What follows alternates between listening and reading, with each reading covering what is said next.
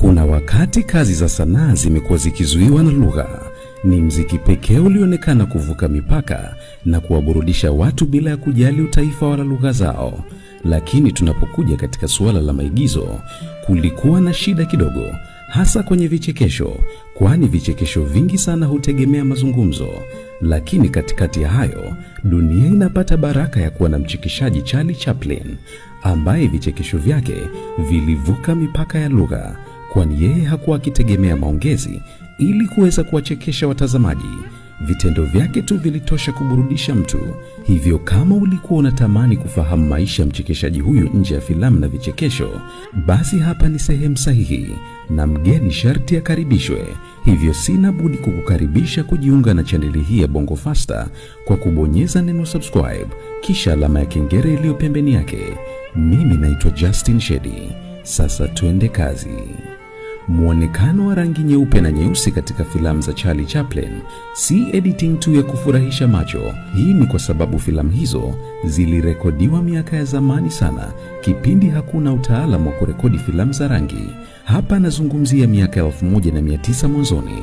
Na kabla hatujaendelea mbele, turudi nyuma kidogo katika maisha ya Charlie Chaplin kabla ya umaarufu wake. Charlie Chaplin alizaliwa tarehe 16 April mwaka 1889 huko jijini London, Uingereza. Jina lake kamili anaitwa Charles Spencer Chaplin. Safari yake ya maisha ilianzia chini kabisa, kwani baba yake alikuwa ni mwimbaji maarufu, lakini pia alikuwa ni mlevi wa kupindukia, jambo lililofanya ashindwe hata kuhudumia familia yake vizuri. Na hilo lilikuja kuthibitika pale alipoamua kuikimbia familia hiyo muda mfupi baada ya Charlie kuzaliwa. Hivyo mkewe alitakiwa pambane kuhudumia familia yake yenye watoto wawili.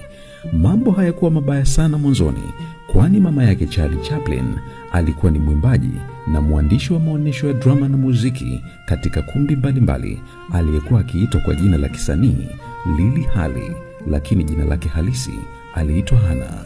Lily alikuwa akitegemea sana kipaji chake katika kuihudumia familia yake, lakini kadri siku zilivyozidi kwenda, mambo hayakuwa upande wake, kwani alikuja kukumbwa na ugonjwa mbaya sana wa akili, kiasi cha kuwekwa katika sehemu za uangalizi wa watu wenye matatizo ya akili. Baada ya muda akatoka na kuendelea na kazi zake kama kawaida, lakini huo haukuwa mwisho wa matatizo. Usiku mmoja akiwa naimba katika jukwaa, ghafla sauti yake ya kuimba ilitoweka. Kila akijaribu, ilikuwa ni kama mtu asiyejua kuimba anajaribu kuonyesha ujuzi wa kuimba. Lilikuwa ni jambo la kutisha ambalo mimi kwa maoni yangu naona ulikuwa ni muujiza wa Mungu, kwani Mungu anapofunga mlango mmoja hufungua mwingine, na usiku huo alikuwa anaufunga mlango wa kipaji cha Lily na kufungua mlango wa mwanae Charlie Chaplin. Lily alikuwa anapenda kwenda kwenye maonyesho hayo na mtoto wake Charlie, na mara kadhaa alikuwa akimsikia akiimba nyuma ya jukwaa. Hivyo baada ya sauti yake kutoweka jukwani, Lily hakutaka waondoke mikono mitupu. Haraka ikabidi amvute mwanae wa miaka 5 Charlie ili awaimbie watazamaji waliokuwa wakishuhudia sauti ya mwanamke huyo ikitoweka. Kama ujuavyo, kipaji hakijifichi. Lily hakukosea, kwani tofauti na mama yake alivyotaka afanye, Charlie alifanya kitu tofauti. Badala ya kuimba, aliamua kuimba katika hali ya kuchekesha, akimuigiza mama yake alivyokauka sauti. Umati ulilipuka kwa kicheko. Kila mtu alikuwa akicheka sana, lakini moyoni kwa Charlie Chaplin kulikuwa na maumivu ya kuigiza tatizo la mama yake. Usiku huo ulikuwa wa kihistoria, kwani ni mara ya kwanza Charlie anaonyesha kipaji chake jukwani, lakini ndio ulikuwa usiku wa mwisho kwa mama yake kuwa na sauti ya kuimba, kwani kama ilivyotoweka haikuwahi kurudi tena mpaka anafariki. Hivyo hakukuwa na njia nyingine kupata kipato.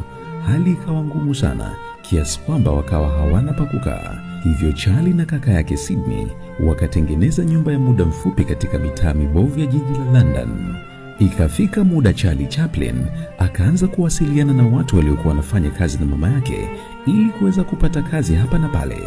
Na baada ya muda akaunda kikundi cha kucheza muziki style ya club dance, yani wale watu wanaocheza ukigongesha viatu chini, kundi ambalo halikufanya vizuri sana. Wakati akiendelea na hayo, Charlie alikuwa akifanya kila aina ya kazi iliyokuja mbele yake, kuanzia kuuza magazeti, kusafisha viatu, mpaka kijana wa kutumwa na watu. Haikupita muda, Charlie akapata nafasi ya kuigiza kutoka kwa waandaaji walioitwa